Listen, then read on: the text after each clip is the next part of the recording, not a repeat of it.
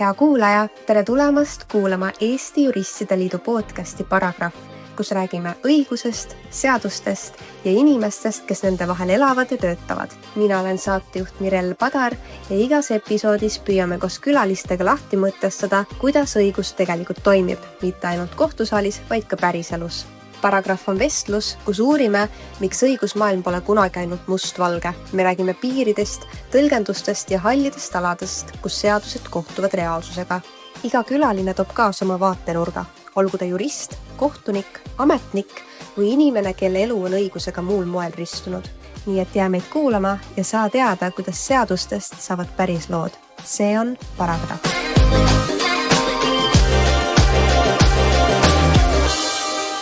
Tänases ja ühtlasi meie podcasti kõige esimeses episoodis võtame luubi alla sellise teema nagu tööõigus ja räägime pisut töökiusust, mis see täpselt on, kuidas seda ära tunda ja milliseid võimalusi meile täna seadus pakub sellise olukorra ennetamiseks ja ka lahendamiseks. Loodetavasti vaatame üle ka, mis muudatusi võib kaasa tuua endaga töölepingu seaduse muudatuse eelnõu ning kuidas need muudatused võivad siis tulevikus meie töösuhteid muuta. Ja meie tänase saate külaline on inimene, kelle nimi kõlab tuttavalt, ma arvan, absoluutselt kõigile, kes on tööõigusega kokku puutunud. Ta on tööõiguse jurist, nõustaja ja koolitaja, kelle kogemus võib mõõta mitte ainult aastates, vaid ka kaasustes, kus tal on tulnud leida siis tasakaal tööandja ja töötaja huvide vahel. Tema nimi on seotud kümnete, kui mitte sadade lahenditega, mis on aidanud kujundada seda, kuidas me täna tööõigust mõistame ja korraldame. Tere tulemast tööõiguse ekspert Heli Raidvee. Väga armas sissejuhatus, aitäh. Tere. Esmalt Heli, suur rõõm on sind tervitada meie podcasti kõige esimeses saates ja ma tahtsin esimeseks külaliseks just sind ja seda kahel põhjusel. Esiteks, tööõigus on valdkond, millega loodetavasti kõik inimesed oma elu jooksul kokku puutuvad, alates siis töölepingu sõlmimisest, võib-olla juba isegi sellele eelnevatest läbirääkimistest, kuni siis töösuhte lõppemiseni ja ka kõik, mis sinna vahepeale jääb. Ja loodetavasti on tänase episoodi kuulajatel siis sellest saatest esiteks midagi õppida. Ja teine põhjus on, et käisin siis mina kuulamas selle aasta Arvamusfestivali ja seal kuulasin ühte tööelu paneeli, millel siis ka sina arutelus osalesid. Arutelu pealkiri oli, et kas töötaja on alati nõrgem osapool. Ja sellel paneelilt jäi mulle väga hästi meelde üks omapärane juhtum. Ja palun nüüd siis paranda mind, kui ma kuidagi selle juhtumi asjaoludega eksin, aga olukord oli siis selline, kus laotöötaja oli tulnud lattu tööle kassikostüümis. Ja laojuhataja palus tal selle kostüümi vahetada mõistagi tööriiete vastu, aga töötaja siis kas sellega ei olnud nõus, proovis sellest eemale viilida ja lõpuks küsis üldse, et tema soovib nüüd tualetti külastada. Ja selle peale laojuhataja küsis, et kuhu me siis lähme, kas me lähme meeste tualetti või naiste tualetti. Vaatas siis kassikostüümis oleva töötaja saba alla ja ütles, et kuna teatud organeid ei paista, siis järelikult on emane. Ja asi siis eskaleerus sinnamaani, et töötaja süüdistas tööandjat töökiusus. Ja Arvamusfestival oli augustikuus ja need mitu kuud on mul peas olnud üks mõte, et kuidas see olukord siis lahenes või kuidas see oleks pidanud lahenema?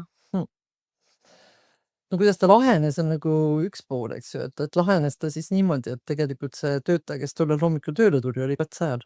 Ja siis, kui ta sealt minema turmas, peale seda, kui talle siis sükati lähemale seal lao estakaadil olnud liivakast ja öeldi, et kassid käivad liivakastis.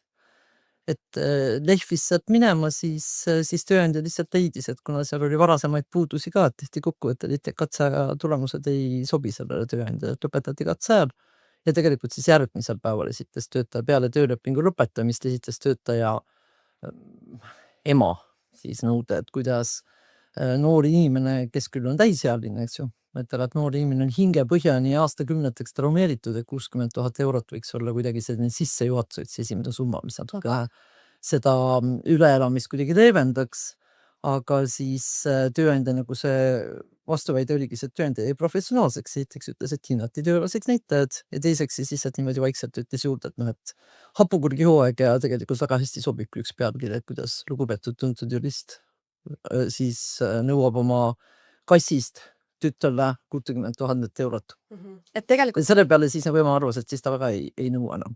et tegelikult siis see töölepingu ülesütlemise põhjus ei olnud üldse see konkreetne juhtum, vaid töötaja varasem käitumine, aga töötaja siis võttis kuidagi sellest konkreetsest olukorrast kinni ja Just. ütles, et nüüd on tegu töökiusuga ja mulle palun suuresti hirm, kusjuures seal oli tegelikult veel mitte üksnes töökius, vaid sealt tuli veel seksuaalne ahistamine, kuna me seal päris tõsiselt arutasime niimoodi jälle juristid omavahel, et kui on kostüüm ja kostüümil on saba ja kas saba puudutamine riietel on nagu seksuaalne ahistamine, eks ole, et noh, et ei puudutatud otse inimest, vaid puudutati siis miidiga külge õmmeldud tekstiili osa.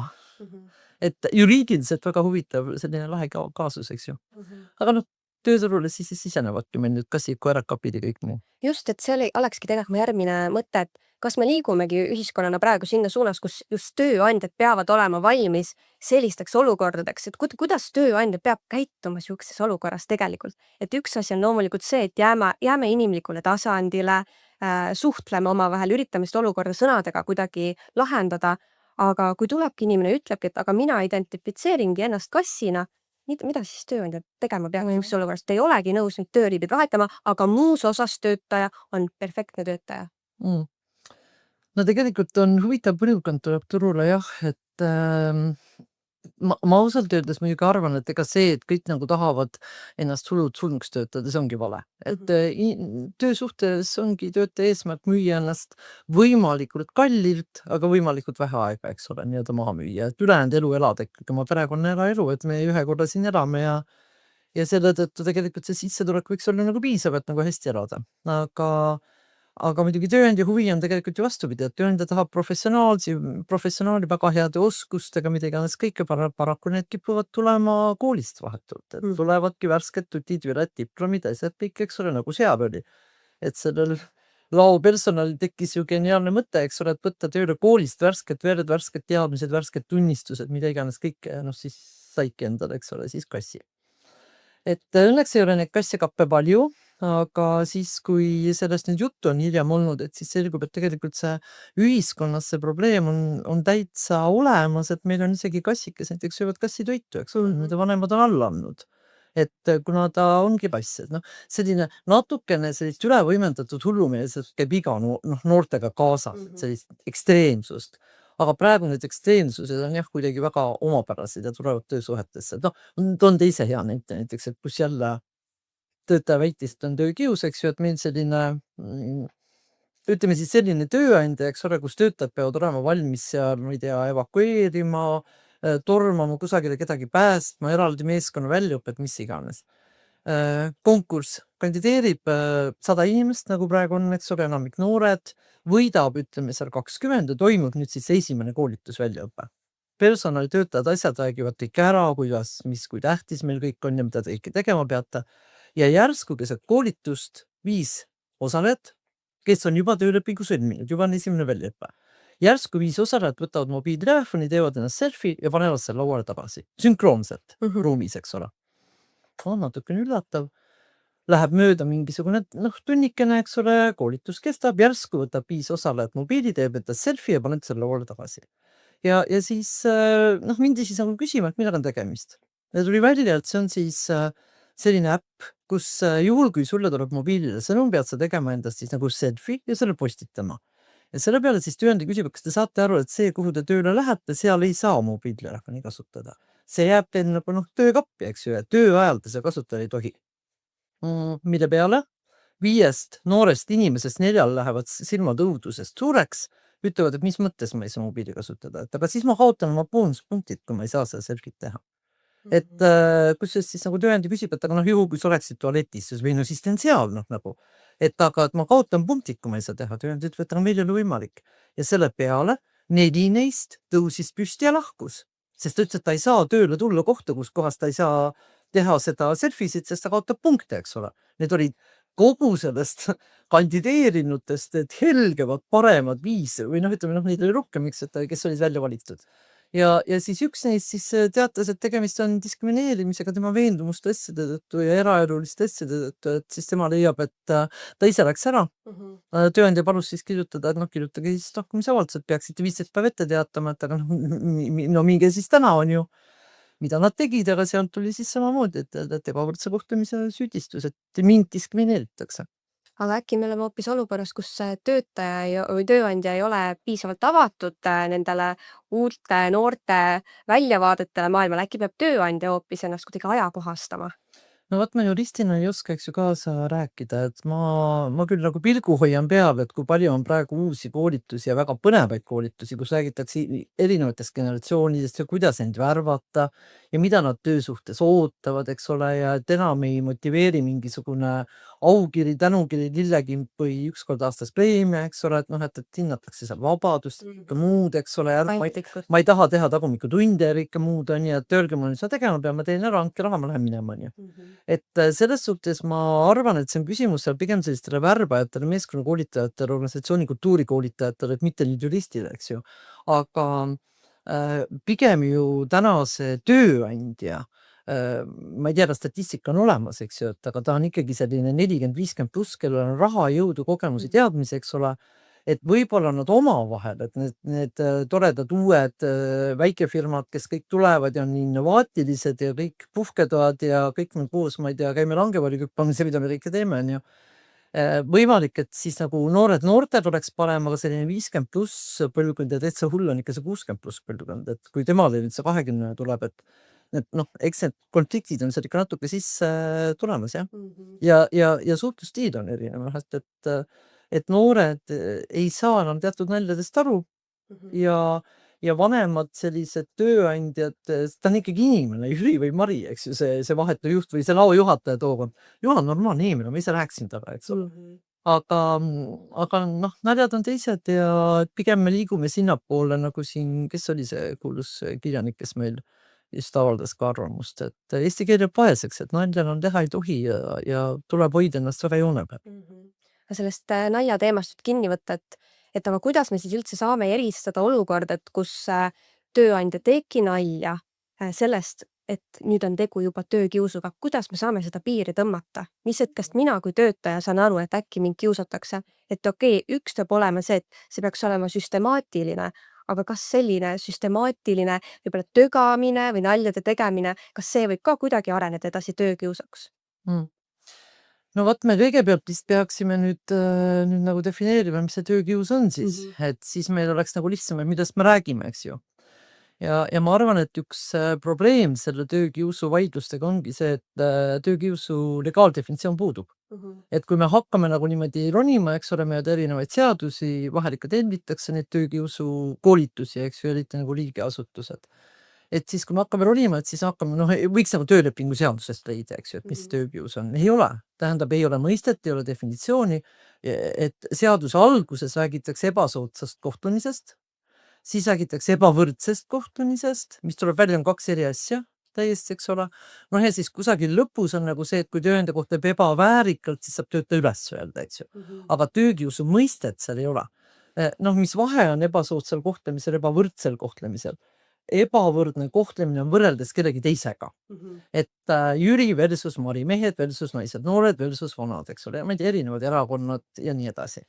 Ebasoodne kohtlemine on selle isiku ebasoodne kohtlemine võrreldes tema enda minevikuga. Ehk siis mul oli kõik hästi, mul oli, ma ei tea, kabinet, ametiauto, mis iganes, ja nüüd ma tegin 1 3. Ehk ma tuginesin enda õigusele. Ütleme näiteks, ütlesin, et minul on õigus valida puhkust mulle sobival ajal. Tugines enda õigusele. Või ta juhtis tähelepanu mingile tööandja rikkumisele. Näiteks, et meil ju mitte kunagi esimeses kvartalis puhkust aega ei tehta. Näiteks on ju. Või 3. variant on see, et ta toetab teist töötajat. Talle tundub, et kellelgi tehakse liiga, mida iganes, eks ole, läheb kedagi toetama. Ehk 1 3. Ja nüüd see on, kui talle selle tagajärjel saabub ebasoodne tagajärg, et võetakse ära auto või kabinetis kolitakse ühisruumi, mis iganes, siis on tegemist keelatud ebasoodsa kohtlemisega. Tema ebasoodne kohtlemine võrreldes tema varasema minevikuga, eks ju. Seal töökiusus, seal seaduses nii-öelda töölepingu seas pole midagi. ebavõrdne kohtlemine on meil nagu 2 seadust. Ehk siis on soolise võrdõiguslikkuse seadus, mis on ausalt öeldes veel kõige lihtsam sugu, noh, meil on neid ka, kes on 2 vahel täna, on ju. Aga õnneks ikkagi me kohtupraktikas lähtume isikukoodist, et kui isikukood pole vahetatud, hakkab 3 või 4, siis on naine või mees, eks ole. Ja soolise võrdõiguslikkuse seadus töökiusust ei sõnagi. Võrdse kohtlemise seadus, mis nüüd räägib kõik need soo tõttu kahnuva sugukaad, eks ole, aga vanuse tõttu, rassi tõttu, ma ei tea, keeleoskuse tõttu, seal pole ka töökiusust mitte midagi. Ja tegelikult esimene koht, kus me selle töökiusu kohta üldse nagu midagi hakkame aimama nii-öelda, on siis töötervishoiu ja tööohutuse seadus ja isegi mitte nagu seaduses endas ei ole nagu väga sellist töökiusust midagi, vaid seletuskirjas tulevad äkki siis mingid seletused, et psühhosotsiaalne ohutegur on selline ebameeldiv töökeskkond ja kiusamine tööl. Ehk et ka töökius on siis töökiusamine, ahistamine ja vägivald, et need on siis need psühhosotsiaalsed ohutegurid, eks ju, ja tööandja peab neid maandama ja nii edasi. Nii et kui me nüüd nagu selle töökiusu mõistet otsime, me ei leidnud seda.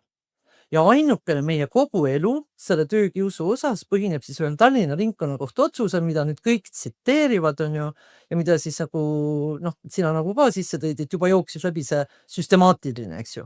Et tegelikult siis Tallinna ringkonnakohus ütles, et töökiusamine on vaenulik ja ebaeetiline käitumine, mis on süstemaatiline, et kordub siis nii-öelda pikaajaline ja suunatud ühele või mitmele inimesele, kes selle tõttu on abituskaitsetuspositsioonis. Ja vaat nüüd siis järelikult, kui on ühekordne pikalt saatmine, ühekordne, ma ei tea, milleks nimetamine, eks ole, see ei ole töökius selles mõttes.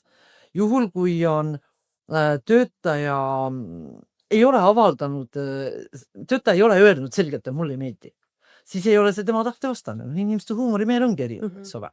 Et me nagu hakkame neid välistusi nii palju leidma, mis kõik ei ole töökius. Et lõpuks see, mis see on, noh, jääb ühe käe sõrmedel võib-olla paar juhtumit, on ju.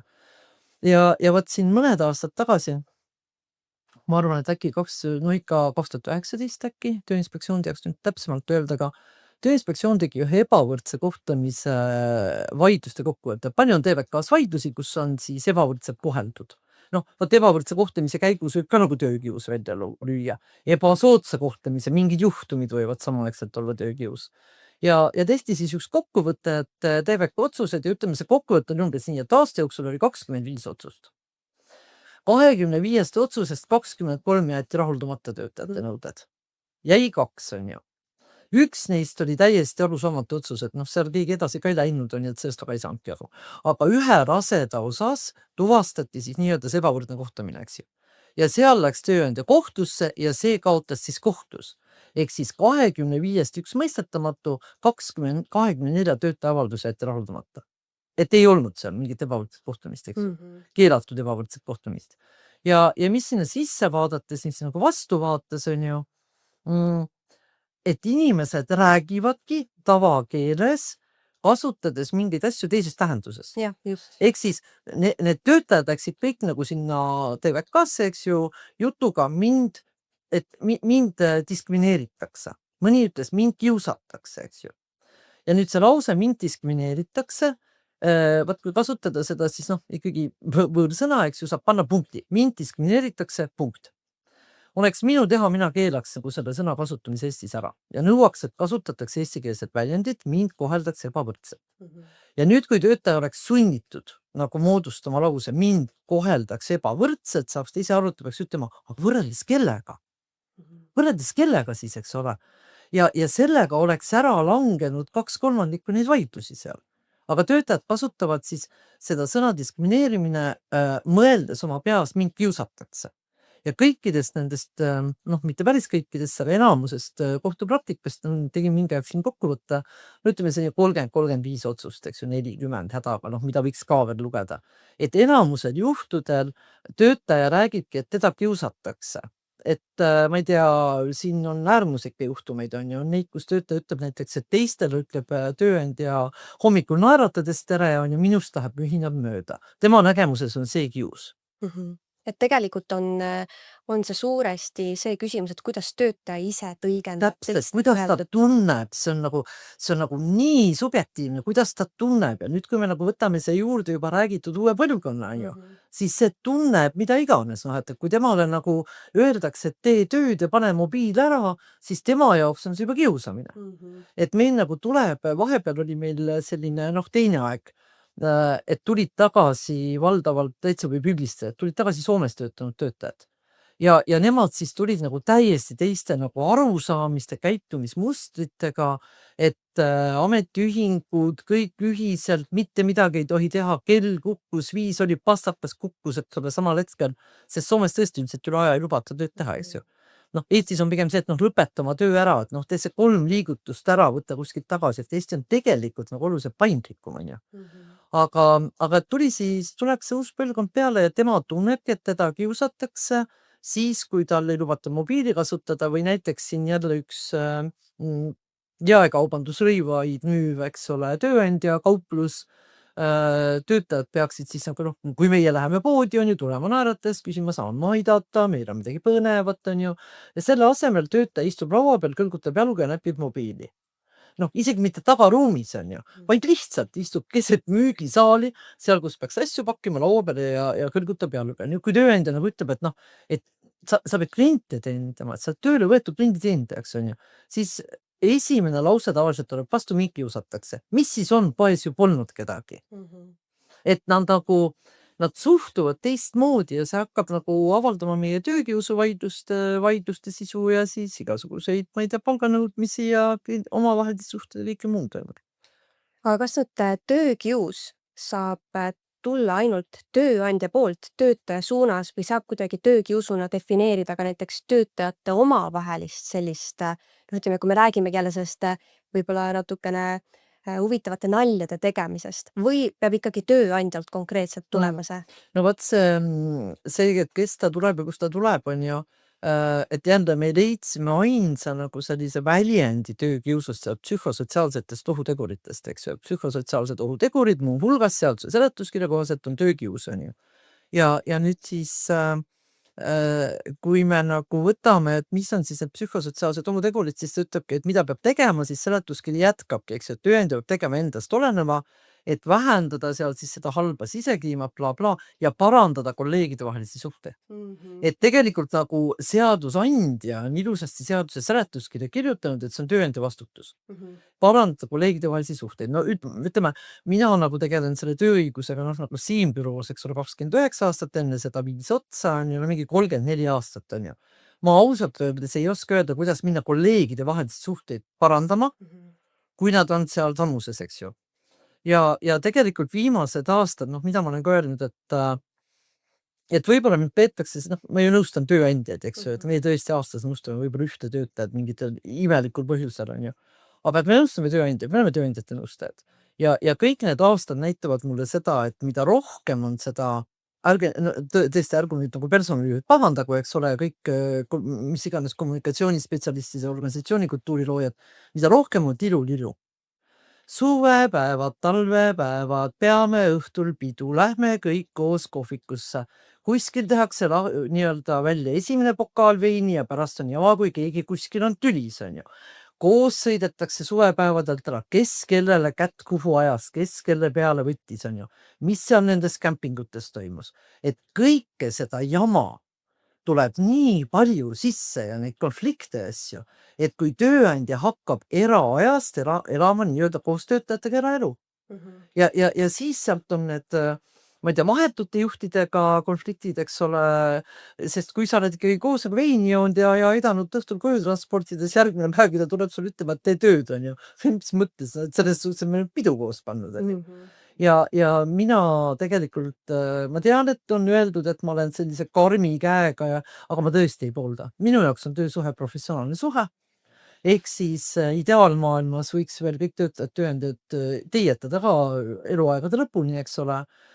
See võimaldab töötajal tuua välja oma parimad professionaalsed oskused, küsida palka juurde, mida iganes. Ja nii nagu hakkab mingi leelo seal, eks ole. Siis sellest hetkest alates on kõigil subjektiivsed arvamused, mina teen rohkem, tema räägib telefoniga, eks ole. mida rohkem hambad kinni hoida ja tööd teha, siis sa saad aru näiteks, et aga võib-olla ma olengi aeglasem. Ja see seal teebki rohkem. Nii et mina pooldan professionaalset töösuhet ja väga palju selliseid väidetava töökiusu juhtumeid on tegelikult lihtsalt selle tõttu, et lastakse nagu kõik see eraelu ja perekonnaelu ja kõik sisse ja ühel hetkel on kõik nii sõbrad ja Facebookis nii sõbrad on ju. Ja siis on nagu jama majas ja siis on, et mis me nüüd siis teeme? Mis me nüüd enam teeme selles suhtes? Nüüd hakkame mahandama psühhosotsiaalset ohutegurit, parandama kolleegide vahelisi suhteid, sest kui esimene sõna käsi, kes oskab, on ju. No vot siit siis õppetund ka kõigile kuulajatele, et kuidas maandada töökiusu tekkimise riske on see, et hoidke oma professionaalne elu ja eraelu lahus. See on esimene kindlasti. Teine on nüüd see, et kui ikkagi juhtub. Ja Eesti on nagu nii väike, et meil eriti nagu suuremates kollektiivides ühel hetkel see kolleeg tundub nagu juba väga tore, tekivad paarid, ühel hetkel tekivad abielud, siis tekivad lahutused, on ju. Siis on meil nüüd siis uus selline äge asi on need armukolmnurgad. Ja siis on meil need veel uuem ägedam asi on siis, et igasugused lindistavad pastakad ja asjad, mida kuskil unustatakse, eks ole, laua peale, et saada aru, et kes käib miidustamas seal laua ääres, on ju. Noh, ja siis on küsimus, et kas see on tööstuspionaaž, kas on ärisaladuse avaldamine ja ühel hetkel, kui see mälupulk sealt nii-öelda välja võetakse, eks ole, et noh, et kelle pastakas siis nüüd jälle kahtlaselt raske siin laua peal vedeleb, on ju. Siis selgub, et on käidud salvestamas siis oma kolleegi tegevust, on ju. Kelle vastu on huvi või kellega on juba mingi kooselu, on ju. Et ka uus asi, mida ma nagu 30 aastat näinud ei ole, eks ole. Et noh, nüüd me siis siin niimoodi tegeleme, on ju, sellistega. Et teine asi muidugi on see, et kui ikkagi tekib, siis jõuga ülevalt poolt ei ole võimalik neid asju lahendada. Et kui kunagi töövaidluste lahendamise korda välja töötati, et siis oli ka ju selline mõte, et äkki peaks olema need lepituskomisjonid, eks ju. Ja isegi töövaidluse lahendamise seaduses tegelikult oli, et noh, et tööandja võib luua siis lepituskomisjoni töö juurde ja nii edasi. Tänase päeva seisus, noh, kõik on kogu aeg vastu olnud, et mida sa siin lepitad, kui on töövaidlus majas, on ju. Aga need klientide vahelised või tähendab kolleegide vahelised suhted, seal tegelikult ikkagi tihtipeale on võimalik lepitada, aru saada, mis on lahti viia teine teise osakonda, teha midagi, on ju. Nii et kui on selline inimlik probleem, vahel aitab, et tööandja lihtsalt istub maha.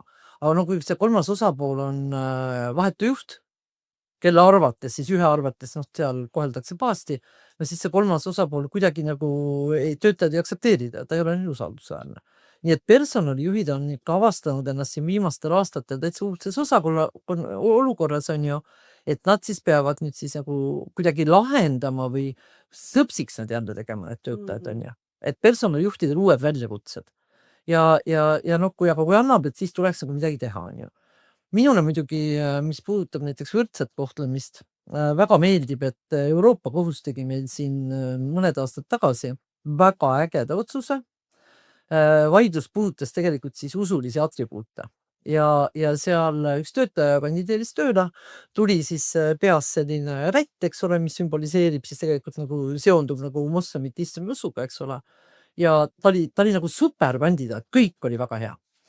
Aga nüüd tööandja küsis, et aga teate, me oleme selline teistmoodi nii-öelda tööandja, meil on keelatud kõik nii-öelda atribuudid, mis viitavad teie usulistele, seksuaalsetele, mis iganes veendumustele, et meil on professionaalne tööriietus, professionaalne töösuhe, eks ju. No ja vot see tütarlaps läks siis vaidlema, et tegemist on usulise diskrimineerimisega, eks ole, et temal ei lubata kanda seda rätti töö juures, et tal öeldi ära, et kui te seda kandma hakkate, et siis meil töösuhet pole, on ju.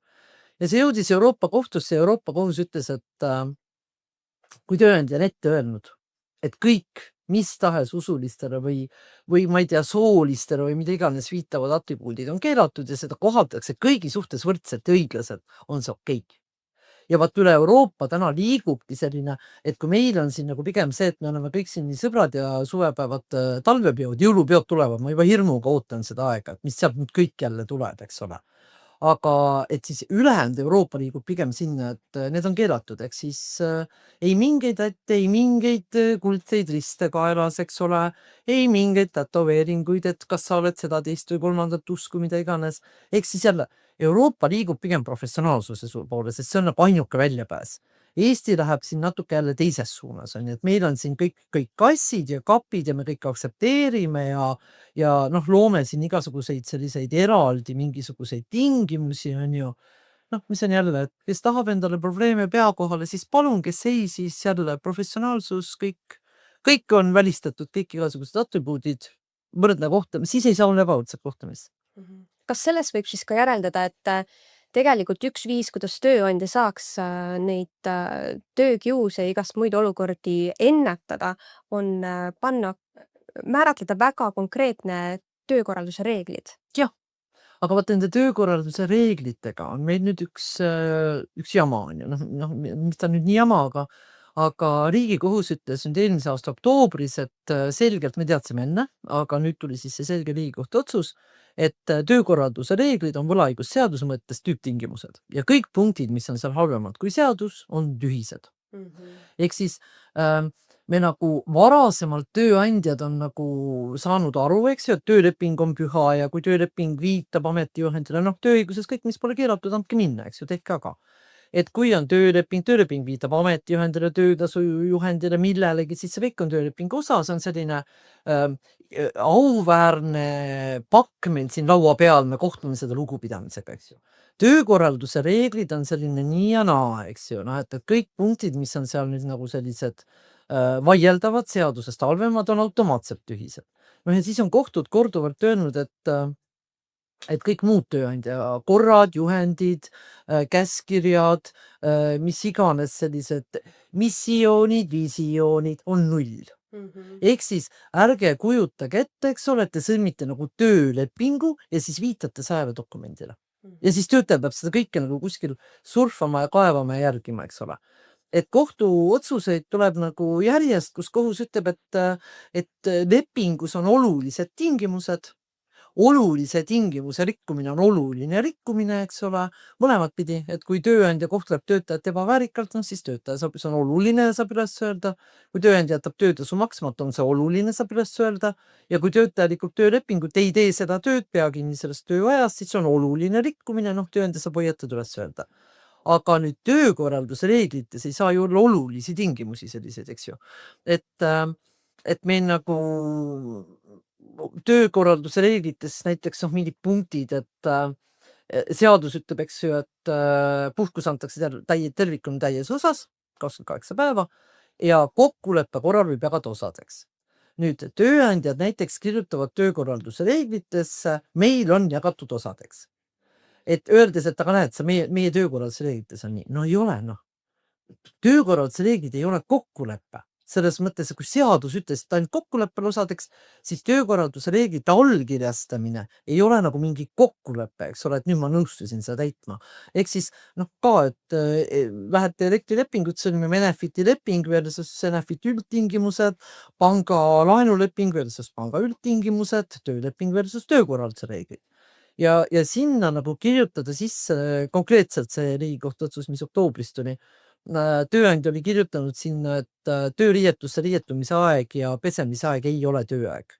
Mille peale siis Riigikohus ütles, et see punkt on tühine ja töötajal on ikkagi 3 aastapalga nõude õigus on ju.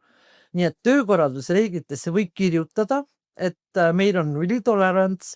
Euroopa kohus ka viitas, et tööandja oma töökorralduse reeglites, eks ole.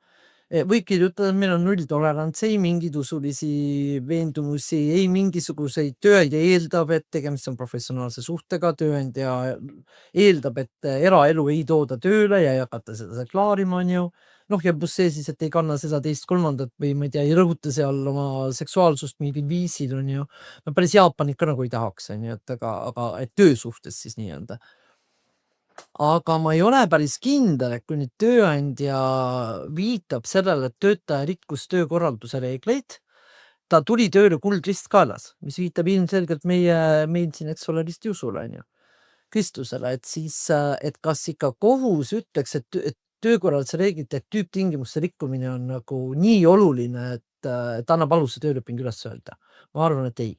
Nii et pigem, kui see on oluline, sellised asjad ma soovitaks ikkagi töölepingus kokku leppida, et saame aru, kinnitame, et me neid asju teeme või neid ei tee. Siis on ta siin lugupidavalt laua peal ja saame öelda, et see on selline noh, siis töösuhte seisukohalt oluline mingil põhjusel on ju. No kui nüüd see töökiusu teema kokku võtta ühe küsimusega, et kas sinu hinnangul siis täna Eesti töölepingu seadus annab töötajale piisava kaitse, kui ikkagi on tuvastatud, et nüüd on töökius?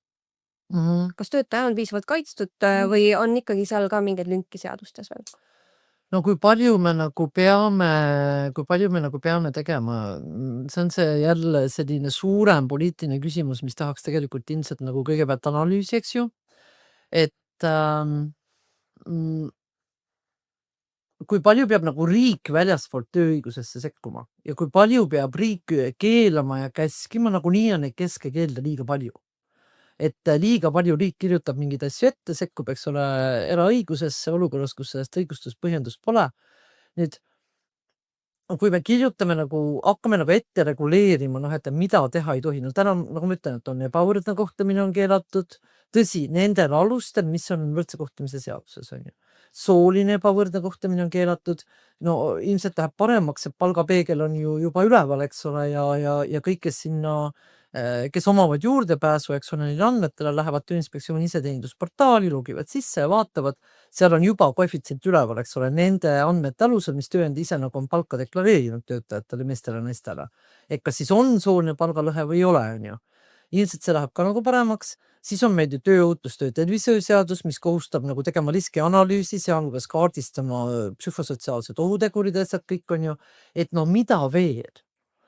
Pigem mulle tundub nagu, et inimesi tuleb õpetada nagu enda eest seisma, et see, mida nagu mina näen, on see, et see ülemus teeb nalja ja siis nagu kõik niimoodi ihihihi kiidavad tagant, eks ole. Ja vot ühel hetkel ütleb, et ma olen 3 aastat kannatanud kiusamist ja nõmedaid nalju. Et see ongi nagu, miks nagu see ringkonnakohus nagu ka noh, rõhutas, eks ole, et see töötaja on abitus ja kaitsetus positsioonis. Et inimene peab ikkagi suu nagu lahti tegema, eks ole, noh, ütlema, et mulle ei meeldi, minuga nii ei käituta. Vot kohtupraktikas on ka erinevaid kohtuotsuseid, kus töötaja väidab näiteks, et ta on koheldud ebaväärikalt. Ja noh, ka mööda minnes, et see on nagu kius ja pikaajaline, mida iganes, on ju. Tuli praegu meelde üks äge raamatupidaja juhtum. Üks raamatupidaja, siis kui see COVID algas, siis üldse ju asjad muutusid turul, eks ole, ja suhtumised muutusid ja inimesed jäid koju ja siis mõni tahtis välja ja mõni tahtis sinna jääda ja nii edasi. Ja siis üks pearaamatupidaja kusjuures on ju, võttis kätte, näed, ta oli kodus, siis ta väga nagu välja tulla ei tahtnud, on ju. Ja siis ühel hetkel tööandja ütles, et ikkagi nagu on koosolekud, on ju. Ja siis raamatupidaja kirjutab sellele juhatuse liikmele, et teda kiusatakse, kui tema tuleb, esitatakse alandavaid küsimusi talle ja siis noh, et kolleegid nagu mõnitavad ja ei suhtu lugupidavalt, mida iganes. Mille peale juhatuse liige ütleb, okei, ole siis kodukontoris, on ju. Mille peale raamatupidaja mingi aja pärast ütleb, et mind nagu kiusatakse, kohetakse alandavalt, mind ei kaasata juhtkonna aruteludesse. Mille peale juhatuse liige ütleb, okei, tule siis kohale, eks ole. Mille peale töötaja ütleb, et tema ei saa, kui tema kohale tuleb seal ühisruumis töötada, sest noh, tema jälle teda alandatakse, mõnitatakse ja kiusatakse, eks ju. Mille peale juhatuse liige ütleb, selge, et juhatuse liikme kabinet on ju, et suur lai laud, tule istu siis minu kabineti teisele poole lauda. Ja selle peale siis pearaamatupidaja ütleb, ja see alandas mind eriti. Nii et nagu mingisugused asjad on need, et no me ei saa seda ära hoida, me ei saa mitte midagi sinna teha, eks ole. Kui inimene tunneb ennast nagu, ma ei tea, halvasti, siis noh, siis nii on ju. Et me saame keelata ära mingisuguste asjade kandmise, me saame töötajaid harida, me saame ise olla eeskuju, et kui tuleb keegi, ma ei tea, rääkima, me ei lähe ise kuulama uudiseid, et kuule, mis on ja mis selle töötajal viga võiks olla, kuule, et kas sul on ka tundub, et ta iiveldab või kuidagi käib nagu tihti WC-s, on ju. Et tööandja ise käitub esimesena professionaalsena, õpetab töötajad välja, et noh, sellega saab nagu palju asju maha, eks ole. Aga juhul, kui nüüd töötaja ikkagi, kui päriselt kiusatakse, no vot siis on meil teistpidi Riigikohtu otsus, mis ju päris mitu aastat tagasi ütles, et töökius on niivõrd keeruline ja raskesti tõendatav asi, et selle puhul on salajane lindistamine lubatud. Et kui muidu ei ole, eks ju, et me kaitseme ju isikuandmeid ja alati näiteks arenguvestlusel, noh, räägib ju mitu inimest, kelle juttu me peame ka kaitsma, eks ole.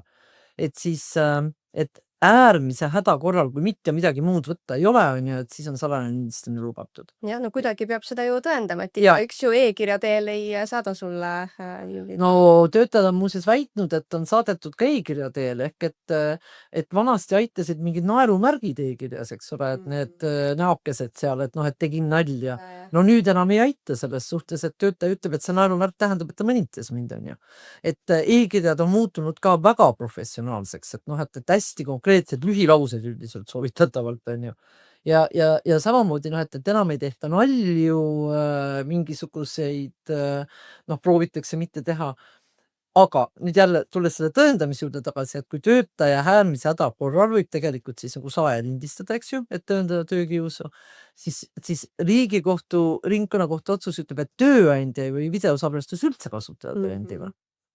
Et noh, et aga kuidas tööandja ennast kaitseb siis? Et ma ei ole teinud, eks ju, sest töökiusu ja kõikide selliste ebavõrdse kohtlemisega tekib ju pööratud tõendamiskohustus.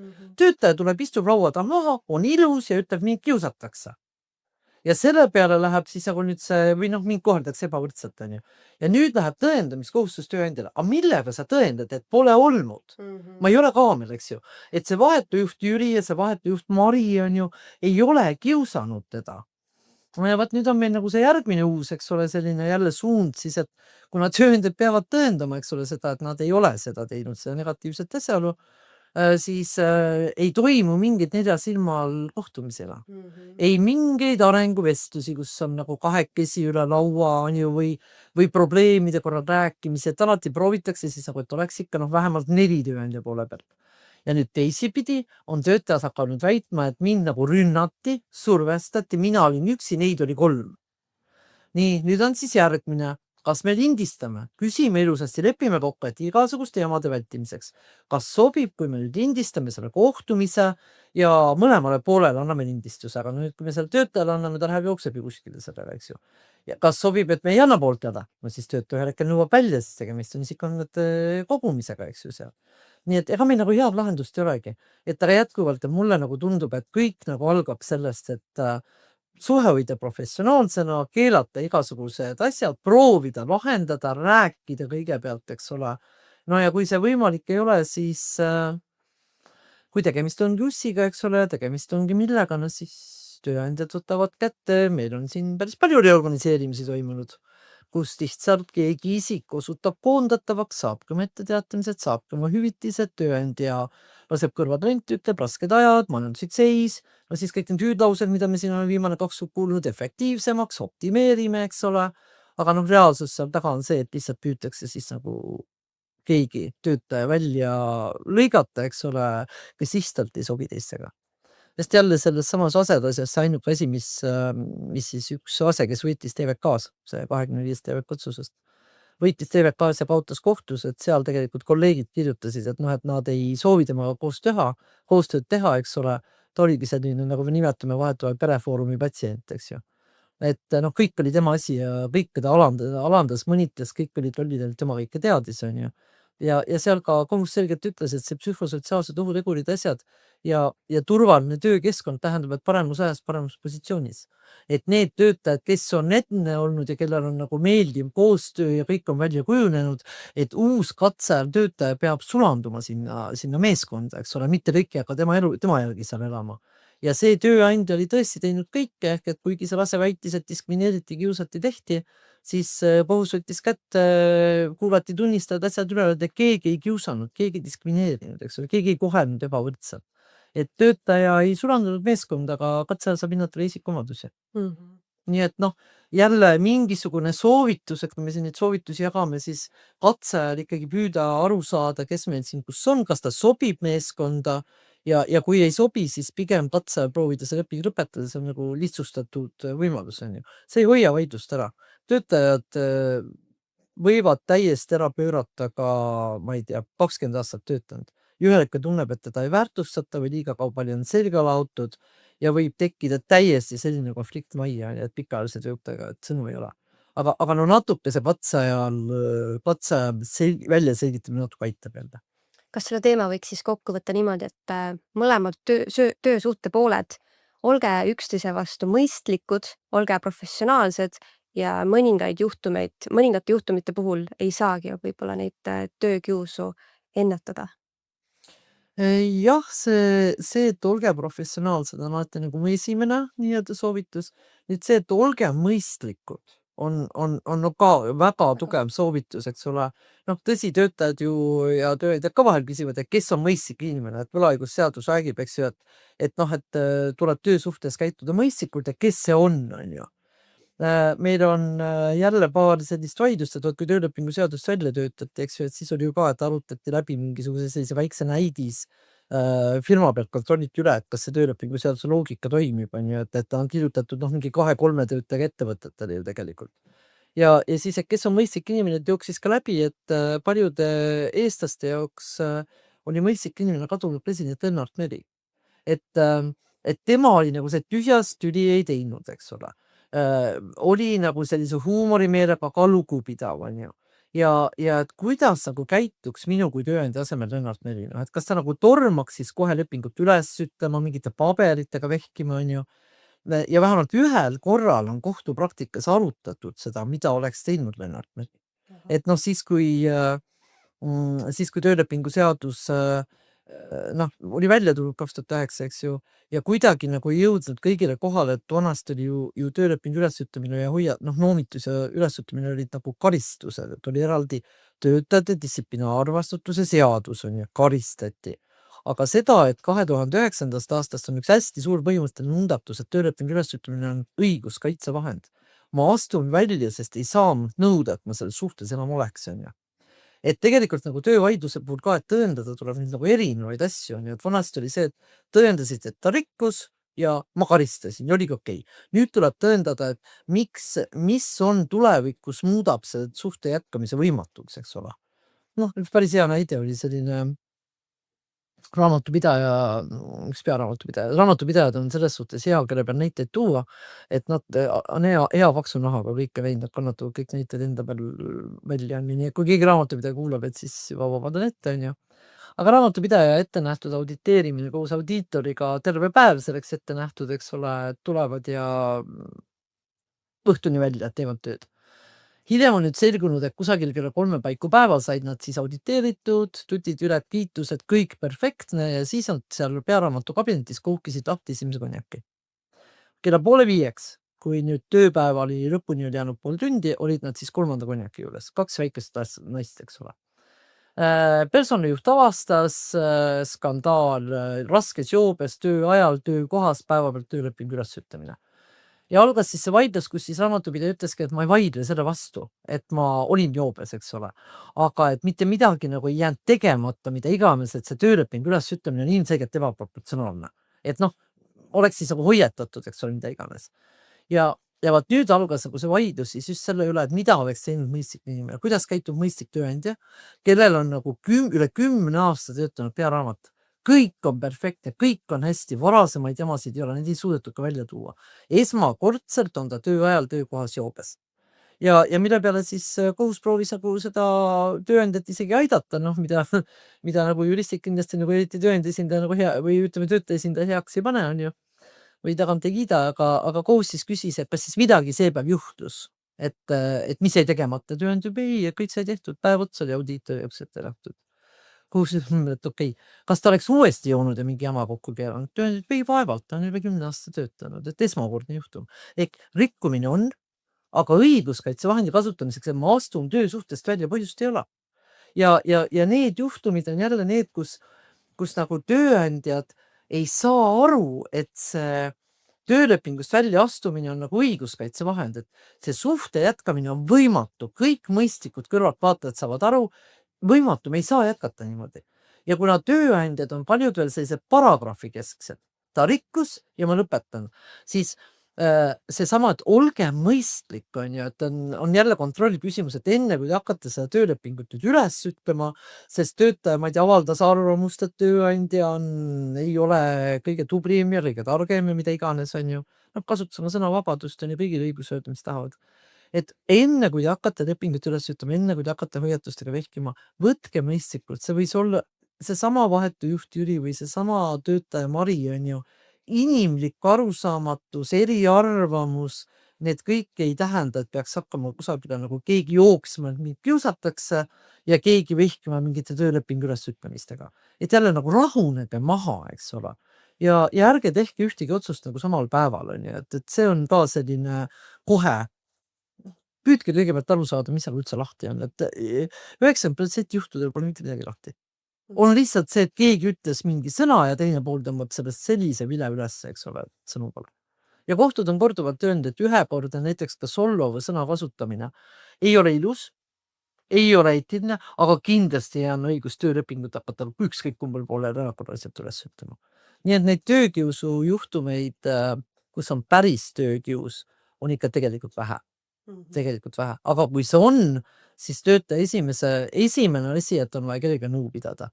Et noh, mina soovitan helistada Tööinspektsiooni infotelefonile 646 000, eks ju, rääkida oma lugu ära, sest seal on ju kõik juristid. Ja võib-olla helistada mitmel päeval järjest saab rääkida erinevate nõustajatega, eks ole.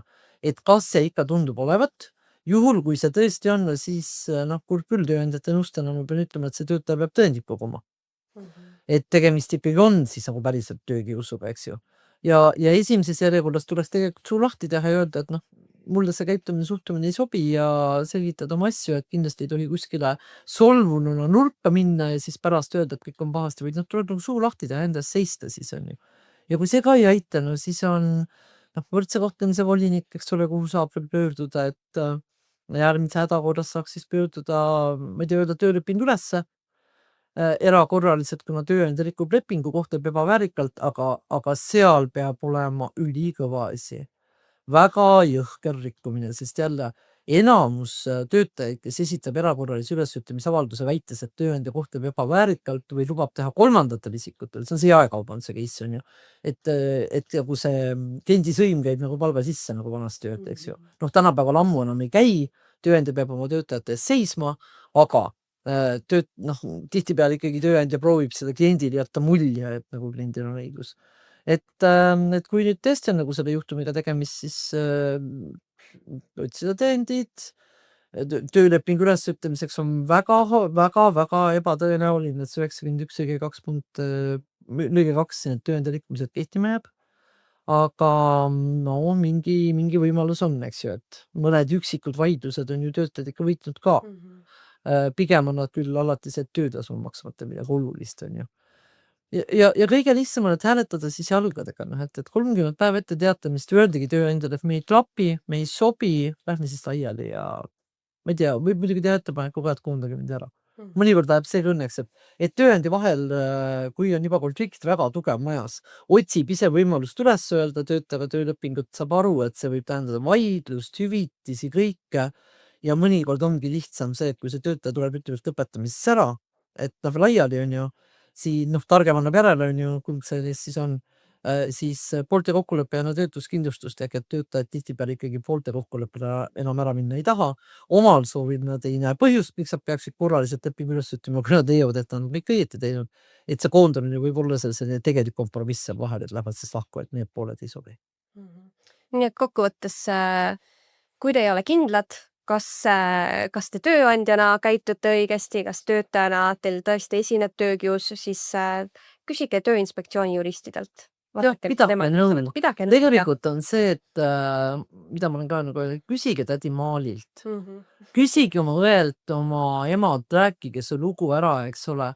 Kui nemad ka ei näe, et tegemist oleks kiusamisega, ehk et tegemist on siis nagu süstemaatiline, ütleme, vaenulik, ebaeetiline, süstemaatiline, pikaajaline, et kui need 4 punkti täidetud ei ole, siis ei ole tegemist töökiusuga. No siis on tõesti see, et kui ei väärtustata, minge minema ja otsige teine ema endale. Selge. Liiguks nüüd hästi kiiresti, enne kui me selle podcasti ühele poole saame, et ma küsiks veel ühe küsimuse täiesti teisest teemast ja tahaks rääkida natukene sellest töölepingu seaduse muutmise eelnõust, millega siis tahetakse luua tööandjale ja töötajale võimalus sõlmida neid paindlikke kokkulepped tööaja osas selliselt, et töötajal oleks võimalik lisaks siis kokkulepitud töötundidele teha soovi korral lisatunde kuni täistööaja normi täitumiseni, ilma et siis neid käsitletakse ületunnitööna. Et aga see eelnõu on nüüd saanud päris palju kriitikat, et näiteks siis Eesti Ametiühingute Keskliit algatas rahvaalgatuse selle eelnõu peatamiseks Mis oli väga edukas. ja kogusid kokku üle Ja. 5000 allkirja, Ja väga väga muljetavaldav. vasanaisesti. Ja seda algatust põhjendati siis muuhulgas sellega, et see eelnõu lubab sõlmida selliseid töölepinguid, mille järgi garanteeritakse töötajale ainult 10 töötundi nädalas ja ülejäänu osas siis tööandja justkui võib oma suva järgi otsustada, et palju töötaja tööl peaks käima ja see omakorda ei mõjuta töötaja sissetulekut, mis võib olla siis kõikuv ja ettearvamatu. Et ma küsiks siia, et kuidas sina näed seda eelnõu muudatust, et kas see on pigem võimalus saada poolte vahel selline paindlik töökokkulepe või on see ikkagi risk? Tead, see on hea küsimus, võtaks järgmise. Et ma pean nüüd ikkagi nagu mis maad peal hakkama nagu kaugemalt pihta jõudma siia. Ehk siis meil on nagu tööõigus on tsiviilõigus üks osa, kõik võivad teha, mida seadus ei keela. Ja riik tohib sekkuda ikkagi siia ainult juhul, kui selleks on mingi õigustus, eks ju, kaitsema alaealisi, rasedaid, meil on tööajapiirangud ja nii edasi. Ja viimased aastad on see tööõigus läinud kuidagi sellisesse suunda, kus nagu orjarahvas peab kerjama luba riigilt, riigi arvates. Ehk siis olukord, mis ei vaja reguleerimist, hakatakse väljast reguleerima. Ja see esimene võib-olla kõige parem näide, eks ole, oli siin, et 92. aastal võeti vastu töölepingu seadus, siis oli veel töö- ja puhkeaja seadus ja seal oli mingisugune selline asi nagu iseseisev otsustuspädevus. Et pooled võivad kokku leppida, et mis on see tööaja norm, aga töötaja otsustab ise, millal ta seda, eks ole, teeb. Seda ei kasutatud palju, aga ta sobiski personalid, raamatupidajad. Töölepingus oli näiteks siis kokkulepe, et töötaja töötab esmaspäev, teisipäev kontoris, aga ülejäänud 3 × 8 tundi, 24 vaatab ise. Kus ta on, mis ta teeb, käib kohtus, TVK-s, täiendab ennast, töötab öösel, läheb, vaatab tehase üle, mida iganes on ju. Kõigile sobis. Selle kõrvale hakkasid tekkima ka sellised lepingud, kus kohas oli siis näiteks pooltel kirjas, et töötasu on vastavalt tegelikele tundidele. Et töötaja nagu ütles, et nii umbes ma seal võib-olla 10 tundi ülikooli kõrvalt ma saan teha, on ju. Et 10 tundi saaks teha, aga täpsemalt ma tean ju eelmine nädal on ju, kuidas ma mu kooli asjadega jõuan. Ja selle tõttu lepitigi kokku, et need tunnid on selline 10–20 on ju. Et tööandjal ikka mingi garantii, et ta 10 tundi siis vähemalt on. Ja töötajal mingi garantii, et nii palju ikka antakse, on ju. Aga tasu vastavalt tegelikele tundidele. Et hakkasid tekkima sellised lepingud. Ja nüüd äkki tekkis kellelgi geniaalne mõte, et iseseisev otsustuspädevus vajab reguleerimist. Valmistati ette töölepingu seaduse eelnõu, eks ole, kus siis pandi kirja, et iseseisev otsustuspädevus peab olema ainult täielik. Et kui varem oli see, et 2 tundi olla kontoris on ju kellast kellani, aga 3 päeva, või 2 päeva olla kontoris, aga 3 päeva vaata ise. Töötajal oli osaline iseseisev otsustuspädevus. Siis äkki tuli eelnõu, mis ütles, et see võib olla ainult täielik, ainult teatud valdkondades, mida iganes on ju. Ehk siis ei olnud vaja sekkuda, ei olnud vaja reguleerida. Aga järsku tuli selline see, et nüüd me anname teile võimaluse paindlikkuse olukorras, kus see oli olemas. Ja sellest hetkest oli iseseisva otsustuspädevuse surm. Ehk siis nüüd võis ainult tervikuna, aga see ei sobinud enam tööandjatele. Ehk iseseisva otsustuspädevusega lepingud praktiliselt kadusid. Sa ei saa enam öelda, et titipoiss kogu aeg töötab ise, aga käib 2 korda kuus kontoris see päev. Ei saa, sest see peab olema täielik, on ju. Ehk tapeti ära paindlikkus, tehes seaduse muudatus. Ja täna me oleme samas seisus. Ehk siis need paindlikud töölepingud, eks ju, mida me oleme läbinud ju nagu nüüd mingisugune, algas see kõik siin juba tükk aega tagasi, erinevast tegelikult hoopis ju sellest iganädalasest igapäevasest puhkeajast hakkas eelnõu pihta, eks ole. Ja see eelnõu sisaldabki nagu 2 poolt, et on iganädalane igapäevane puhkeaeg, et kuhu siis Eesti lõpuks liigub, jääb nagu vanasti, eks ju, et 36 ja 48 või siis on tõesti nagu 47 ja 59 tundi puhkeaeg Euroopas ainsana. Konkurentsivõime on meil nagu 0 võrreldes näiteks Soomega, kus on 24 ja 11 on ju. Et on nagu see üks pool ja teine pool on paindlikud töötunnid. Nüüd, kui me teeme 2 korda aastas oma kevad-sügiskoolitusel seda kohtupraktika kokkuvõtet, kus me anname ülevaate kõigest, ka kompromissidest, ka kõikidest otsustest. Keskmiselt tuleb poole aastaga selline 130 lahendit umbes, eks ju, siis aasta peale kokku kuskil 250 niimoodi, et jagame 2 koolituse peale ära. Ja siis on seal sellised otsused, et näiteks pooled leppisid kokku, töötaja asus tööle bussijuhi, tal oli oma buss näiteks, on ju. Asus tööle mingisuguse bussijuhina teha, kui tööandja tellis mingeid tellimusedusid. Tasu vastavalt tehtud tundidele. Makstigi.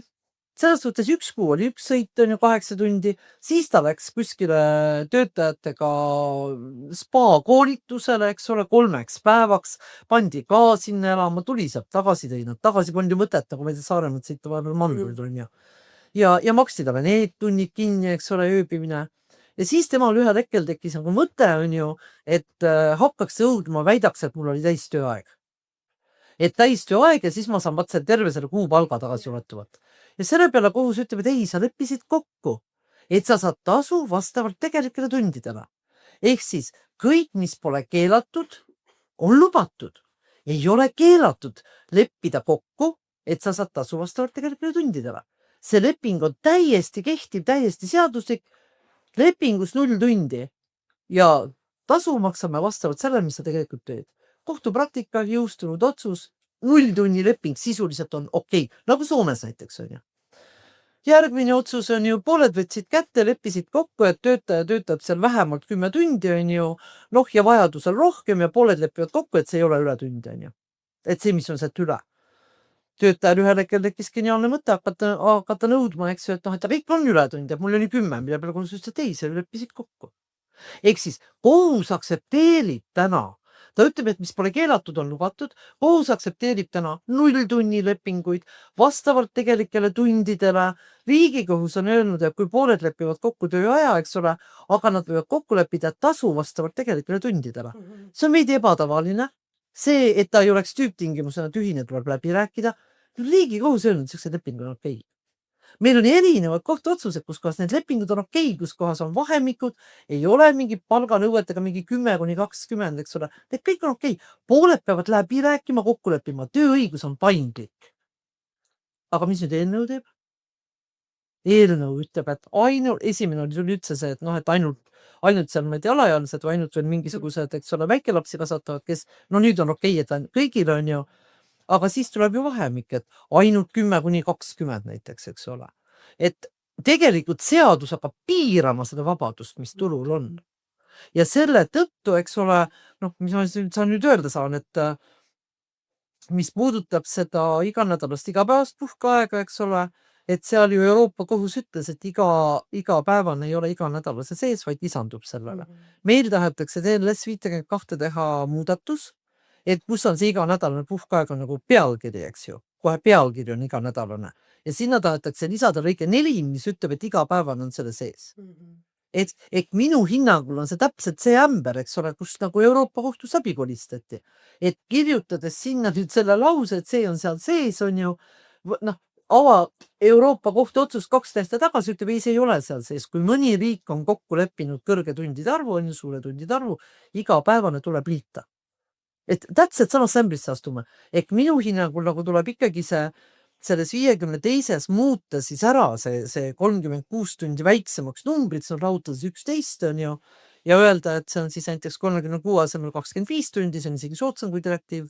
48 asemel lahutades 11 öelda, et meil on siis 37 tundi iganädalane puhkeaeg ja sellele liidetakse 11 ja kõik jääb nagu vanasti on ju. Seda, et nagu Eesti on nüüd ütlebki, et meie töötajad puhkavad liiga vähe ja meil ongi siin mingi 47-59 tundi puhkeaega on ju, et siis seda otsust ei saa teha üks ministeerium. Selleks tuleb kaasata, eks ole, siis majandusanalüüsid, mida tähendab Eesti konkurentsivõimele, kui Soome on 24+11 ja Eesti on 36+11, 48+11, et mida see tähendab meie ettevõtjatele, eks ole, ja mida see tähendab konkurentsivõimele, see on väga-väga suur otsus. Ja teine pool, et mingid muutuvtunnid, eks ole, et me anname nüüd nagu loa muutuvtundide nagu siis kokkuleppimiseks on ju. Et ei, minu arvates see luba on meil selle pealt, et me nagu elame demokraatlikus riigis ja et meid on kõik, mis pole keelatud, on lubatud, käitudes heas usus ja mõistlikult, turg on paindlik, kohus aktsepteerib, ma ei näe ühtegi vajadust, et riik peab hakkama tõmbama midagi jälle kogu poole ja nimetama seda siis nii-öelda paindlikkuseks. Ma teen neid naeru jutumärke sinna sõrmedega. Et mõlemad pooled, et minu hinnangul ka tänases olukorras neid koos edasi menetleda, loota, et tuleb poliitiline nagu tugi taha mõlemale. Ma nagu kahtlen selles. Lisab, minu hinnangu tuleks nagu lahku lüüa, et siis me saame tõesti teada, et kui ametiühingute keskliit nagu protestis nende muutuvtundide vastu, siis me nagu võtame siis selle osa, no nüüd kuulati ära, eks ju, tegelikult septembris toimus ju Riigikogu õiguskomisjon, kuulas ära kõik osapooled, eks ju, aga kuhu me edasi enam ei tea. Ja ma arvan, et tuleb lahku lüüa, menetleda eraldi, sest on kaks täitsa erineva erineva jõuga, erineva mõjuga. Ei ole võimalik neid kahte asja hinnata ühe mõjuga, nagu kuidas see mõjub Eesti majandusele. Ja nüüd on meil ju kolmas ka, eks ju, et mis tahetakse ruttu on vaja teha, et meil ju muutus 1. septembril ehk et siis sisuliselt 1,5 kuud tagasi muutus siis kogu see õppimiskohustus, eks ju, koolikohustuse asemel tuli õppimiskohustus on meil siis kuni 18-aastaseks saamiseni või nüüd siis selle keskhariduse omandamiseni, eks ole. Aga meil on ju Eesti täis neid noori, kes 9. pealt jätsid pooleli, kutsekas õpetamata, eks ju, sest siiamaani oli kas kutsekaharidus 9. klassi ja kõik oli okei ja nad töötavad. Ja nüüd tuli ootamatult see, et kuna on kuni 18 ja keskharidus, eks ole, et õppimiskohustuslikud on need, siis õppimiskohustuslikud tohivad töötada 2 tundi kooli ajal. Kõik need, kes on meil olid tänaseni okei, 9. klassi haridus, eks ole, ja kuni 17, need ootamatult leidsid ennast olukorras, rakendussätet ju ei tulnud, et nad tohivad töötada 2 tundi. Meil on mõningad elektroonikafirmad, kus kohas on vaja kokku neid nubinaid näppida seal, eks ole. Olukorras, kui sa peavad nagu pool vahetust minema saatma, et minge kooli, kuhu nad minna ei taha. Ja siis kannatama, kuni nad 18 saavad ja võiks seal uksest tagasi tulla, eks ole. Ja nüüd siis nagu algas kiirelt, et 1. september jõustus ja hakkas kiirelt nüüd see, et tuleb ikka muuta. Ja see on vaja ka kuskile veel pista. Nii et ma arvan, et TLS-i eelnõu oleks mõistlik teha 2 tükiks ja ikkagi, kui on vaja sekkuda, kui tõesti on vaja sekkuda, aga ma tahan teada, miks on vaja sekkuda. Sellisel juhul. Et siis peab see olema näha see põhjendus, miks riik sekkub, eks ole, see sealt seletuskirjas, siis peab näha olema sealt see mõju, eks ole, majandusele ja töötajatele riigele.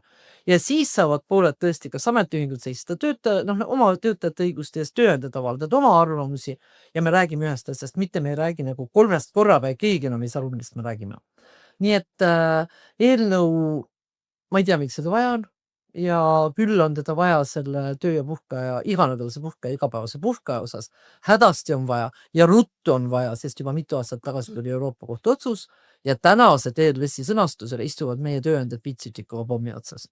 Ehk siis tagasiulatuvalt 3 aasta saamata palga nõuded, asjad, eks ole, et see asi tuleb lahendada ja kui see oli kogu aeg on seal sees olnud, siis ka seletuskirjas seda öelda. Töö ja puhkeajaga on ülikiire, et see korda teha ja muutub, ma ei tea, minu nägemuses pole see üldse vaja. Et ärme reguleeri üle, anname inimestele ise otsustusvabadust. Täpselt nii, et see ülereguleerimine nagu tuleb kuskilt igast august, no jälle, et meil on nagu asjad paika loksunud, eks ju. Meil on jätkuvalt muuseas tööandjad, seadus ju ei nõua, et tööandja peab olema juriidilise haridusega. Ehk siis meil on üle 80% väikeettevõtteid, kus on 2 kopikatega töötajad, ta ei teagi, mis seaduse tulemus on. Ta võib-olla arvab tänaseni, et on mingi töö ja puhkeaja seadus. Mul ikka tööandja kirjutab, ma leidsin palgaseadusest. Just, ma leidsin palgaseadusest, see on juba 15 aastat kehtetu, eks ju. Ja nüüd, kui nad isegi õpivad selle midagi ära, siis hoidke palun stabiilsena õigusnorm. Miks oli vaja 1. aprillil teha muudatus, kus täitsa kõigile pähe taotud juba tasemeõpe, et kutsekas gümnaasium, ülikool asendati sõnaga formaalõpe. Ja täiendkoolitus, mida kõik said aru, mis see on, asendati sõnaga mitteformaalõpe. Miks see vajalik oli? Ehk ärge reguleerige palun üle ja laske turul tegutseda, sest siis saab hea uske mõistlikkus ka ja paindlikud kokkulepped ja asjad ei kao sinna paragrahvide vahele, vaid inimesed õpivad nagu päriselt üksteisega arvestama, eks ole. aga loomulikult see on juristi arvamus, nii et jälle värbajad, poliitikakujundajad, kes iganes kõik võivad mulle julgelt vastu vaielda, et olen sellega arvestanud, et minu 30 aastat kogemust kindlasti on neid, kellel on seda kogemust rohkem ja võib-olla kohtupraktika ja kõik see osa ka pilt täiesti teine. See on väga hea viis, kuidas nüüd meie esimene episood kokku võtta. Aitäh sulle, Heli, et sa tulid meie Paragrahvi saatesse ja aitasid meil siis nii tööõiguse muudatusi kui ka töökiusu teemasid lahti mõtestada. Ja saime teada, kuidas siis saavad töötajad oma õigusi kaitsta, kuidas saavad ka tööandjad oma õigusi kaitsta ja probleeme vältida. Ja saame teada, millised potentsiaalsed väljakutsed võivad meid siis ees oodata, kui ikkagi kui see eelnõu nüüd läheb nii, nagu ta võib-olla läheb, võib-olla mitte. Oli tore ja selles suhtes ma loodan ka, et oli kasu. Kõige hullem hirm on alati see, kui raiskasime inimeste aja ära, nii et kasu ja ma loodan, et oli kasu. Mina usun küll, et mina vähemalt juba isiklikult saisid väga palju praktilisi nõuandeid ja uusi vaatenurki sellele, et kuidas siis tööõigus meid kõiki tegelikult mõjutab. Ma loodan, et sa said ka kuulajad, nii tööandjad kui töötajad. Ja jah, see on meie poolt kõik ja kui sulle, hea kuulaja, see episood meeldis, siis jaga seda ka oma sõprade ja kolleegidega ning kohtume juba järgmises episoodis ja sulle, Heli, suur aitäh! Hea laps, kandke Herkulit, sööge C-vitamiini, ilusat lähenevat jõuluaega, olge kõik terved!